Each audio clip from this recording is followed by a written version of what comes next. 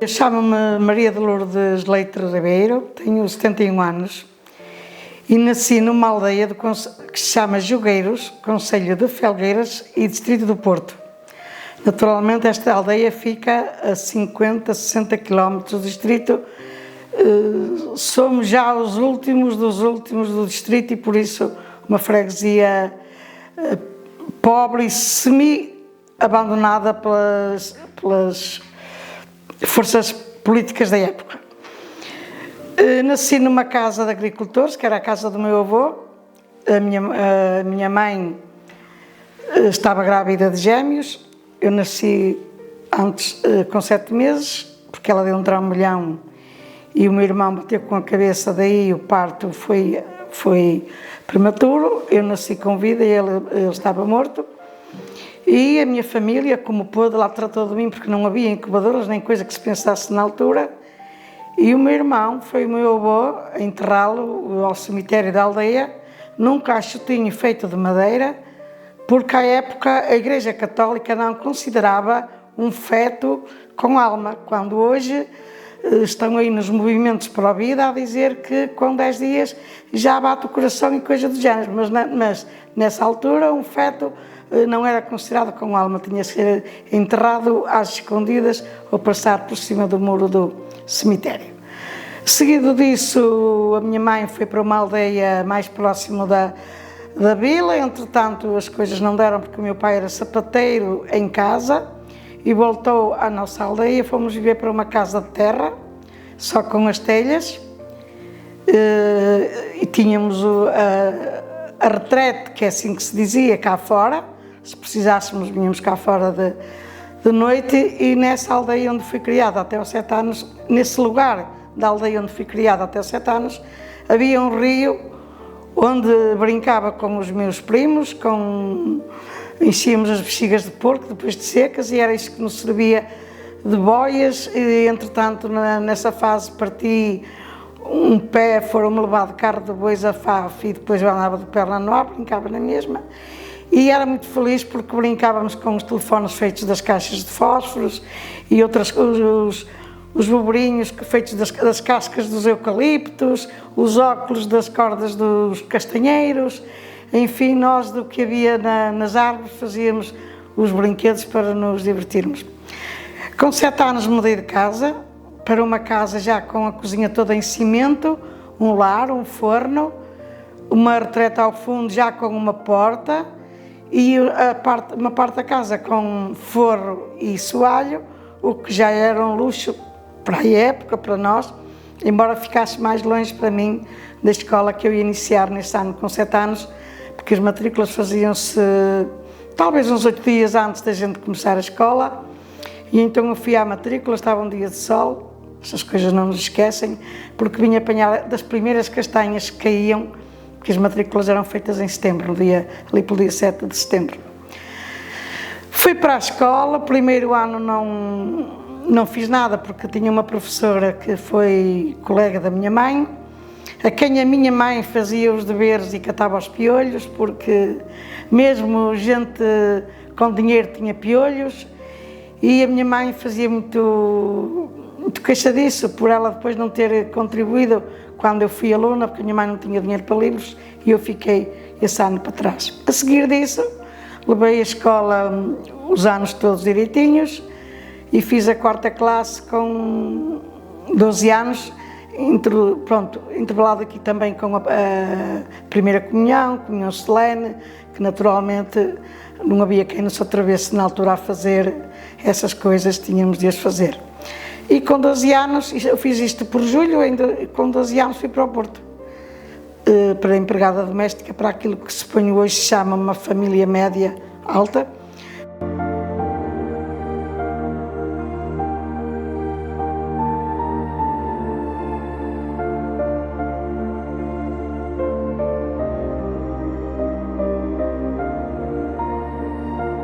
Porque eles tinham uma casa em frente ao Hospital Militar, uma moradia com quintal, na época, e eu não tinha saudades de mais nada, nem era bem do pai, da mãe e da irmã. Eu tinha muitas saudades, era de brincar. Isso foi o que mais me marcou, foi ter saudades de brincar. Depois lá fui andando, de vez em quando os meus patrões vinham à aldeia, a gente via os pais, de resto não havia telefone, nem carta, nem nada. E fui aprendendo, ensinaram-me a ir ao mercado, etc. E um dia, não vou dizer que os meus patrões eram maus, tinham apenas uma... A senhora tinha às vezes hoje chama-se, isso hoje tem um nome, ceia da caixa. E fazia umas asneiras, mas não vou dizer que me senti maltratada. Tínhamos que nos levantar muito cedo, 6 da manhã, para ir ao quintal encher a água, regar o quintal, dar de comer às galinhas e depois está tudo pronto para servirmos o pequeno almoço à família e continuar, ir às compras, limpar, cozinhar. Ao domingo era obrigatório tomar banho e ir à missa de feita, às 6 horas da manhã, o que quer dizer que ainda tínhamos que nos levantar uma hora mais cedo. Feito isso, nós costumávamos ir para a aldeia de férias, que era o tempo das vindimas, e normalmente essas famílias iam para acompanhar as colheitas, e um belo dia fiz a farinha de pau salgada e a minha patroa estava naqueles dias fora da caixa e mandou-me embora. Mandou-me embora, entretanto havia um juiz na minha aldeia cuja família tinha o apelido de espingardeiros. Aliás, essas duas famílias não se entendiam muito bem, não se visitavam. E ele fez 80 anos lá, vieram-me perguntar se eu queria, e claro, eu precisava trabalhar, a minha mãe nem me perguntava, porque nós não nos perguntavam, o que é que tu queres fazer? Tu vais.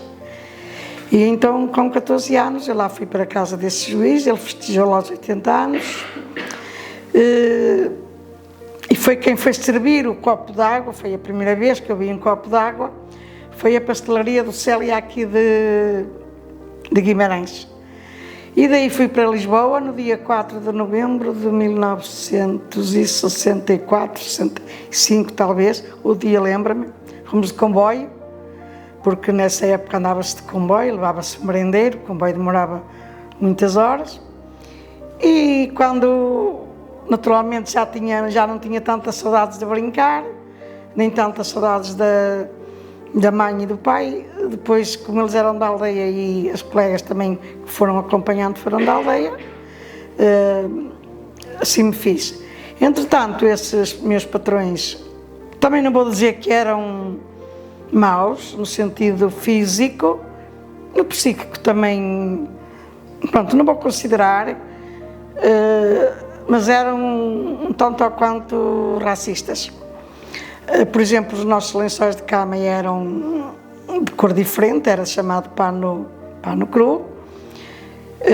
Tínhamos que andar fardadas, tínhamos fardas para eu, sobretudo as empregadas que faziam, chamavam-se as empregadas de sala, tinham que ter uma farda para remar de manhã, outra para andar depois de tarde, e depois tínhamos as fardas de servir o jantar e as fardas de cerimónia, quando havia visitas, porque esse meu patrão era amigo pessoal de Salazar, o Salazar foi caleiro dele em Coimbra.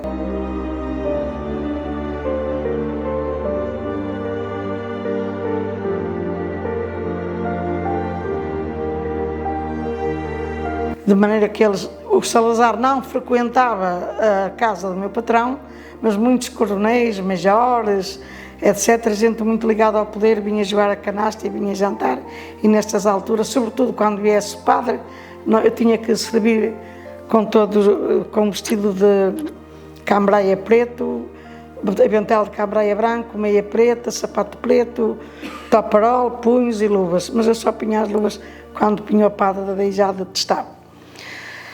Depois, elas tratavam, quando iam à casa de banho, diziam que iam à República, porque eram monárquicos.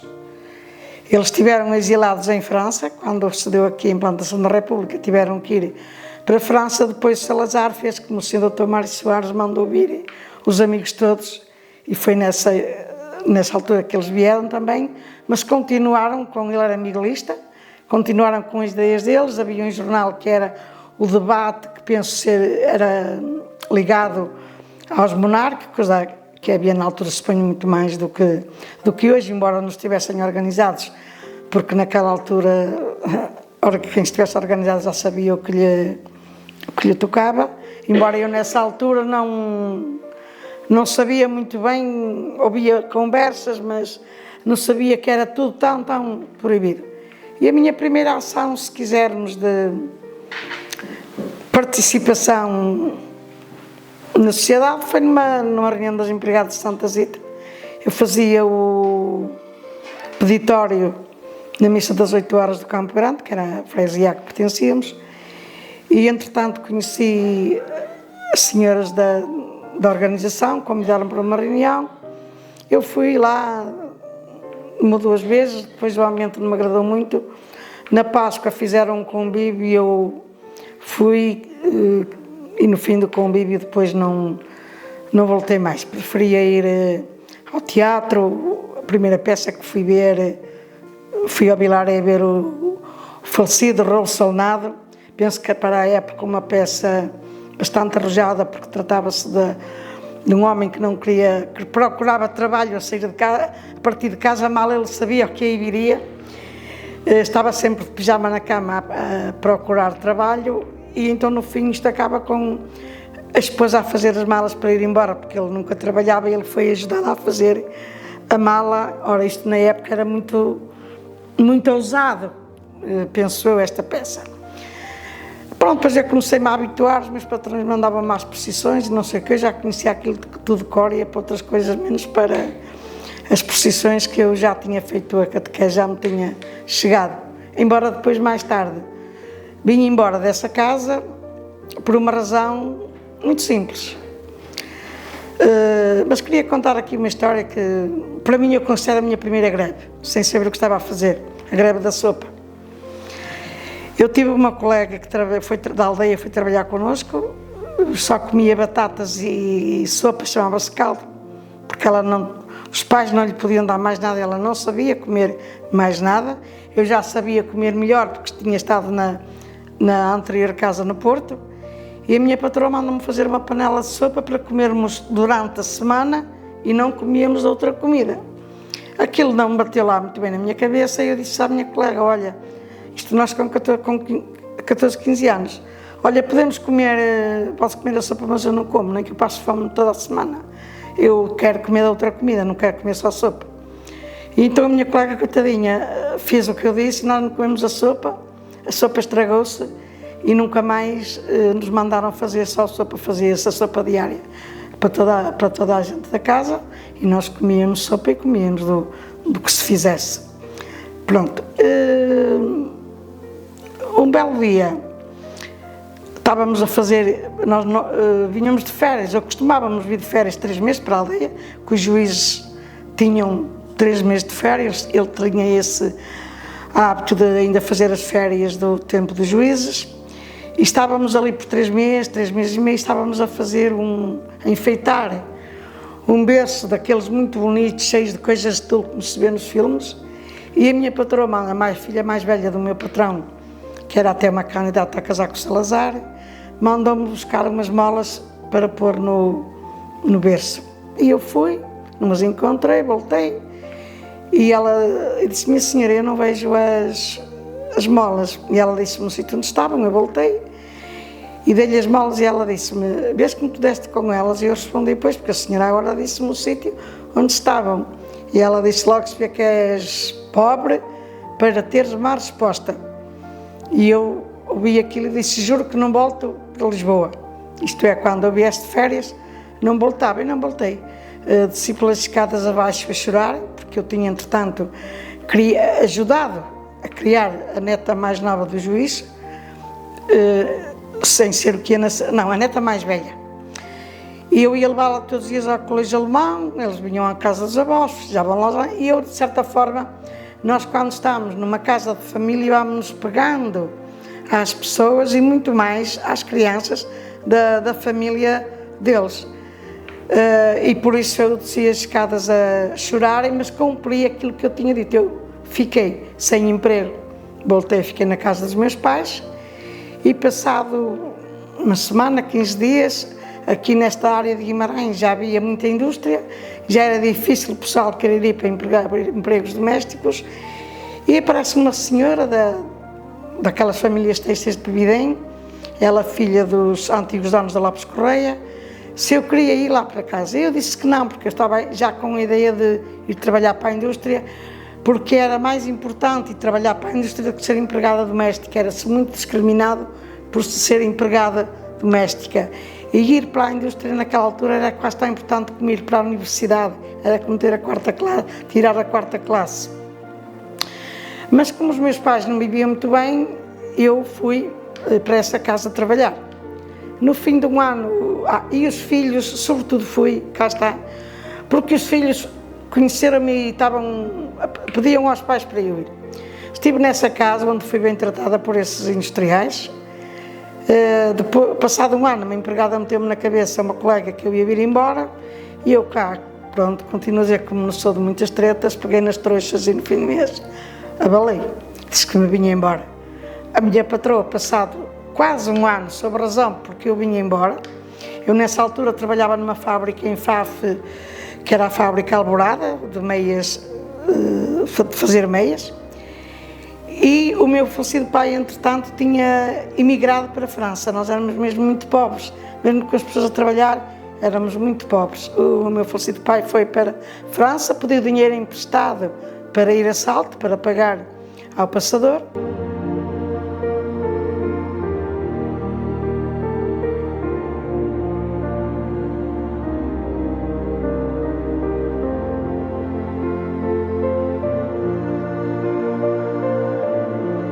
Mas não cedeu e voltou. Como voltou, a minha mãe ficou a dever 4 contos e 500, era muito dinheiro. E então o que é que acontece? A minha patroa, de Pebidém, quando soube que eu vinha embora, não porque não gostasse da casa dos patrões, mas porque a colega me tinha dito que me ia mandar embora, um dia eu estava a sair da casa de povo do cinema, porque a nossa casa de povo passava cinema ao domingo à tarde, aqueles filmes dos cowboys que tinham sempre uma mulher e em que a rapaziada estava sempre à espera de um beijo, que era o único beijo que havia no cinema, e batíamos palmas. E então cheguei cá fora e bebíamos uma garrafinha de Sumol, que era o que havia e era um luxo ir ao cinema ao domingo à tarde e bebermos uma garrafinha de Sumol. E eu saí para fora e vejo a minha antiga patroa e perguntei-lhe, então a Chiquinha está aqui a fazer o quê? E ela disse-me, venho-te buscar porque tu afinal vieste embora, não porque não gostaste de nós, mas porque a Alcina te disse que te íamos mandar embora.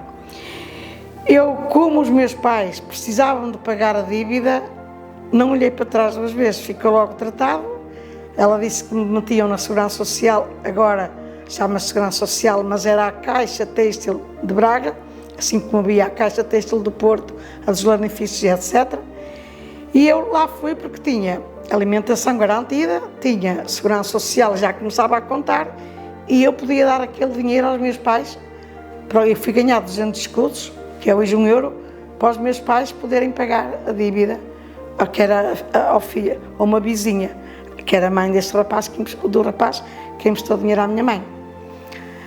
Pronto, fui para essa casa, namorei, como é óbvio. Apaixonei-me da janela por um rapaz que passou num táxi, vejam lá como isto é possível, mas foi verdade. E ele, eram as festas da aldeia, ofereceu-me um disco, não me lembro de nada, só me lembro do refrão da música, era uma música francesa. Começámos a namorar, ele tinha o cabelo grande, e eu não gostava de homens de cabelo grande, mas ter um cabelo grande nessa altura era uma forma de protesto, mesmo para as entidades patronais da zona. E as minhas colegas disseram, então tu não gostas de homens com cabelo grande e vais namorar com o Joaquim? E eu disse, daqui por 2 dias ele tem cabelo curto. E tinha. Naturalmente engravidei, e ele foi para a Guiné.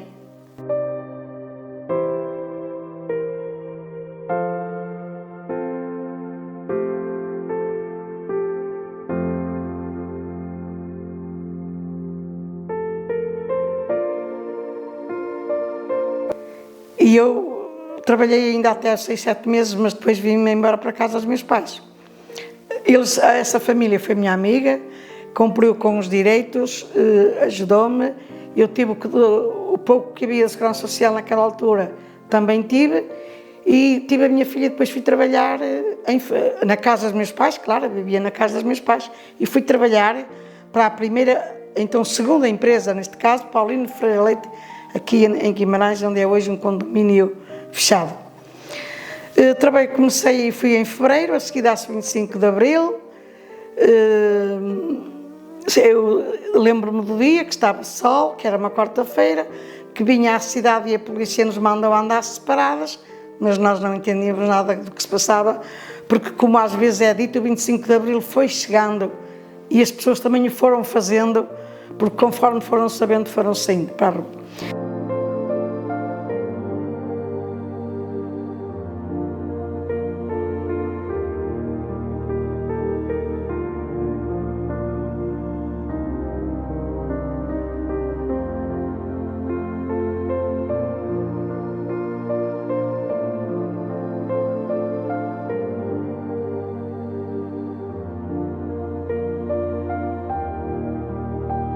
Portanto, entra o Vasco Gonçalves, começam a sair as primeiras medidas do salário mínimo nacional, férias, subsídio de férias e etc.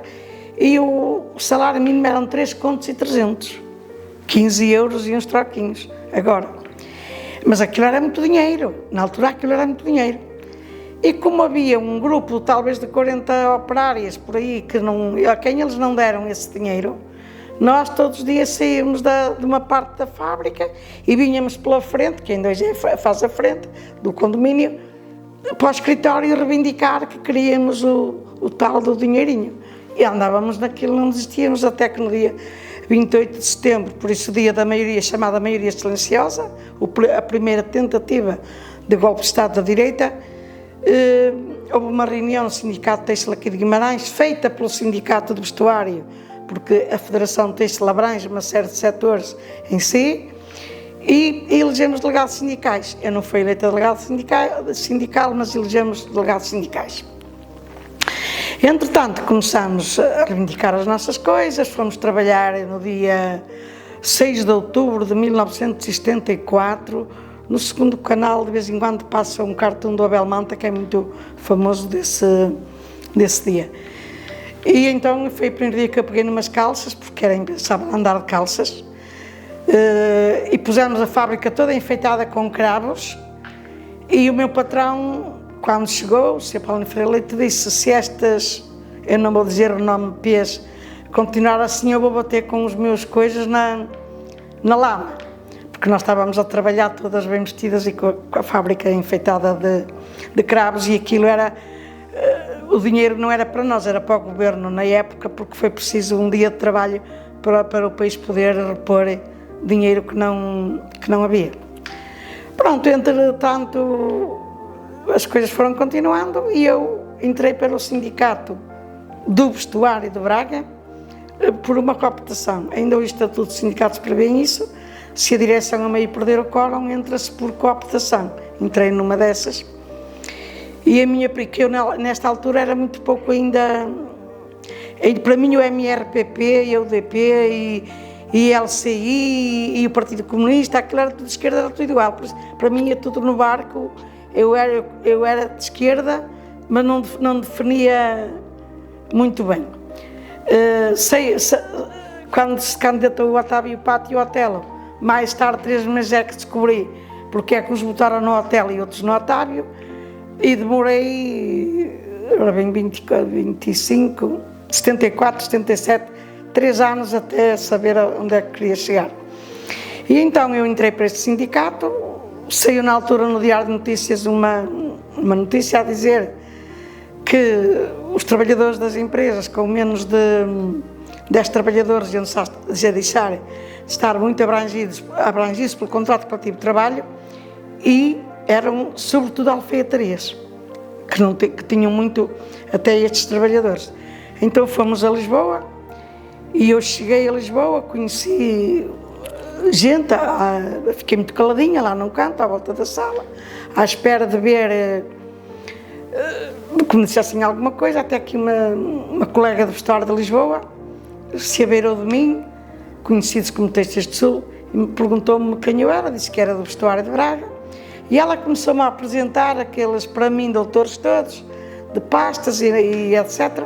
E eu pensei assim, mas eles são como eu. Afinal, eu queria pensar que eles são doutores, eles são tecelões, fiandeiros, costureiras, tintureiros, por aí adiante.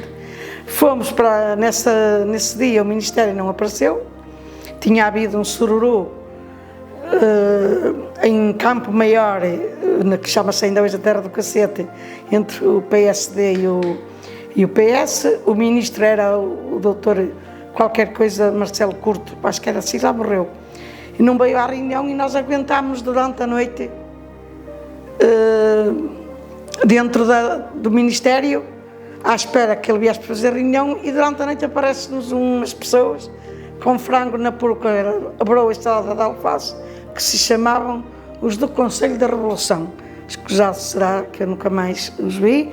E eles pertencem, também havia uma rádio, que era a Rádio Alavanca, que dava sempre um programa à meia-noite de coisas que estavam em greve, de trabalhadores, de reivindicações, e eu ouvia esse programa com a minha mãe. Talvez esse programa me tenha ajudado muito a politizar, porque o meu pai trabalhava no Campeão, saía às 10 horas e ia de bicicleta a pé, e nós ficávamos à espera do meu pai, para o meu pai jantar, e nós, entretanto, estávamos à lareira a ouvir rádio, que não tínhamos televisão, ainda não tínhamos televisão, porque quando se deu o 25 de Abril, na minha casa, como em muitas casas portuguesas, não havia um rádio, não havia uma televisão, não havia um guarda-fatos, não havia um frigorífico, não havia um ferro de bornir elétrico, não havia nada do que hoje as pessoas têm nas mãos. Micro-ondas nem se imaginava, aspiradores não havia, as pessoas mais ricas já tinham um incinerador e etc, mas de resto não havia, era tudo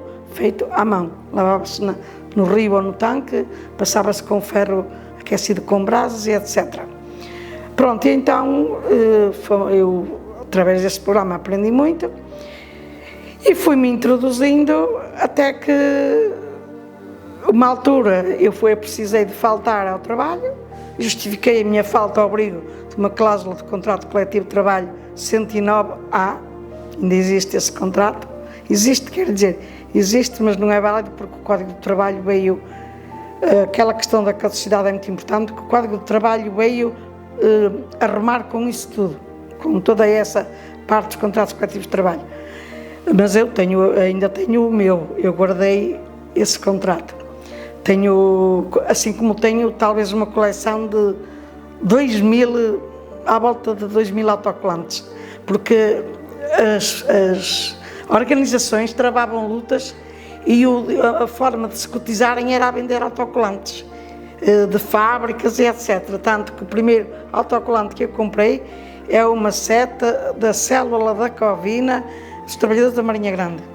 Pronto, mas como ia dizendo, eu fui despedida e percebi que fui despedida por falta de orientação política, e nesse dia decido Paulino Ferreira Leite, fui à Avenida Conde Margaride, ao Partido Comunista Português, inscrever-me, porque eu nesse dia fazia 25 anos também.